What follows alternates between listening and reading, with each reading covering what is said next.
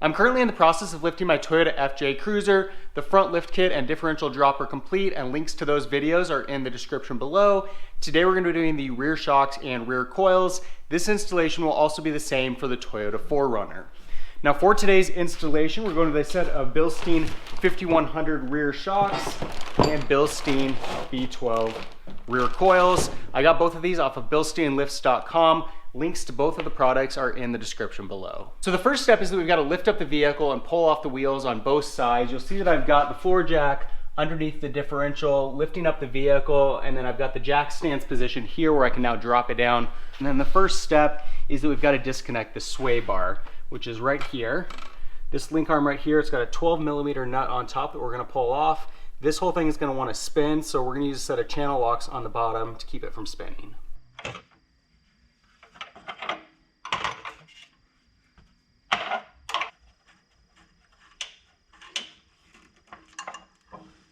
All right, next up we're going to remove the rear shock on both sides. We've got a 17mm nut up top here, just like we saw on the sway bar link.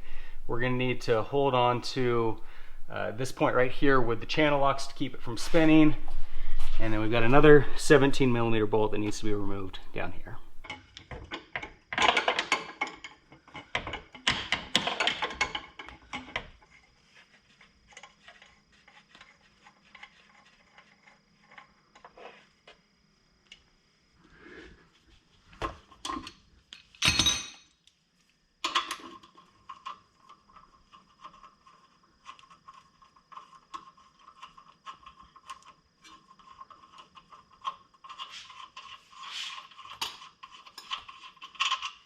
All right, so to remove the shock, we're just going to compress down on it, pull this off the top, and then slide this off the bottom, and we're out.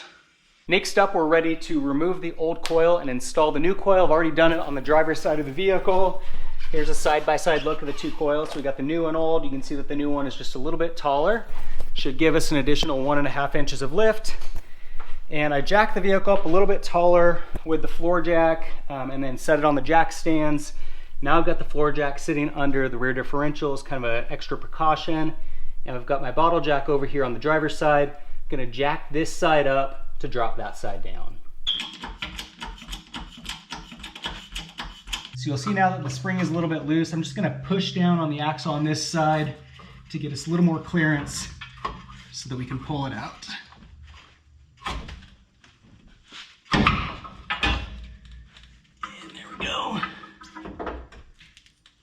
It's out. So now we're going to go ahead and insert this into the new coil. Just going to push down on it to get it sit nice and flush. And we're ready to reinsert it.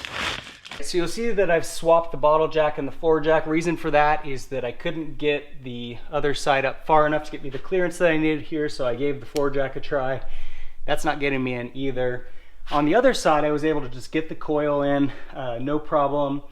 But now that we've got a stiffer coil on the driver's side, it's harder to compress that side to get this one to fit. So unfortunately, we are gonna have to get out the spring compressor to squeeze this into position. So I've got a Mcpherson strut compressor here. I'll put a link to it in the description below. You can also go to most auto parts stores and they will loan you a set for free.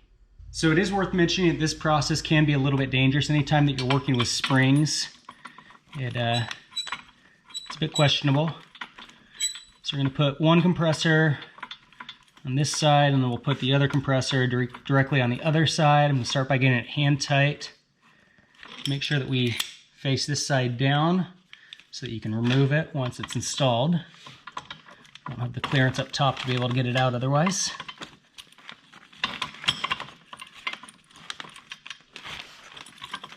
And I'll get this hand tight again. Lined up, and you want to make sure they're directly across from each other, and you want to tighten these down equally from one side to the other. Now, probably recommended that you do this by hand, but generally it's a bit challenging to compress by hand, so we are going to use the impact wrench. All right, so go ahead and crank one side at a time.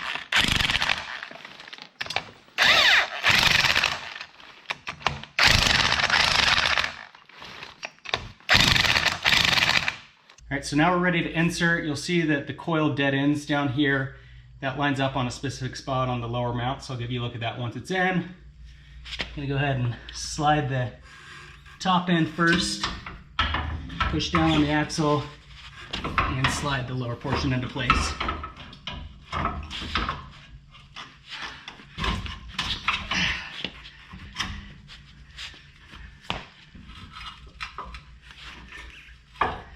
Alright, there we go. Took a little bit of playing with. Got that lined up now. So now we can go ahead and take off the spring compressor. Unfortunately, the impact wrench won't fit here, so we're gonna have to do this side by hand.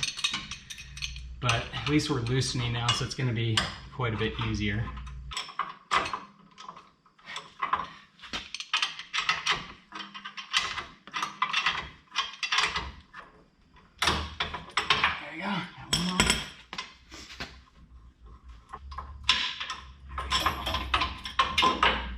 And second one off.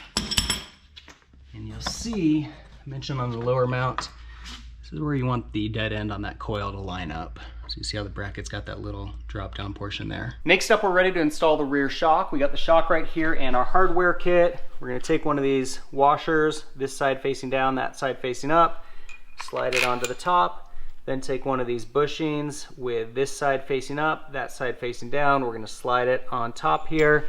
Then we're gonna insert it through the upper mount, secure it down below, and then on top of the upper mount here, then we're gonna put one of these bushings facing down, that side facing down, this side facing up, with another washer on top of that, facing down, and then the nut goes on top.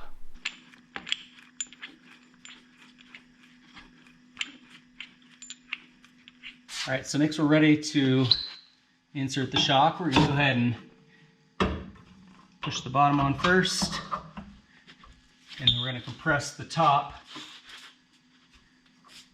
and insert it through the upper mount. The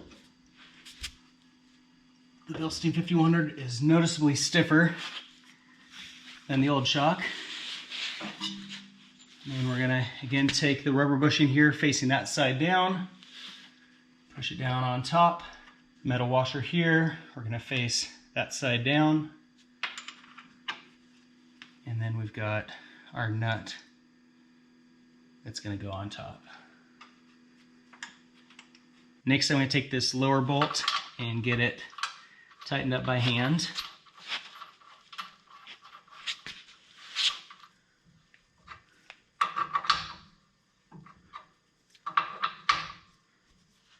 Then we're going to use this wrench to hold the shock in place and a 19mm wrench to tighten that upper nut.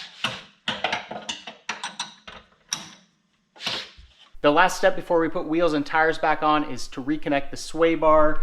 You want to get this lined up on both sides and then push it through the brackets on both the driver and passenger side. I've already connected on the driver's side, and that's why it's sitting here on the passenger side. I've got the original hardware that we're going to put back in, starting with this bushing. This side facing down, that side up. I'm just gonna slide it on there. Then we've got this is gonna face down, that side faces up. And then we've got the nut that's gonna go on top. To tighten this top nut, this whole apparatus is gonna wanna spin, so I've got a 14mm wrench that I'm gonna hold down here on the bottom, and then we've got a 12mm for the nut on top. Just gonna hold that while we twist. With that, the installation is complete. If you have any comments or questions, feel free to leave them in the section below. Also keep in mind again that in the description, I've got links to the front lift kit installation as well as the differential drop installation. For more FJ Cruiser videos, be sure to subscribe. In the meantime, thanks for watching.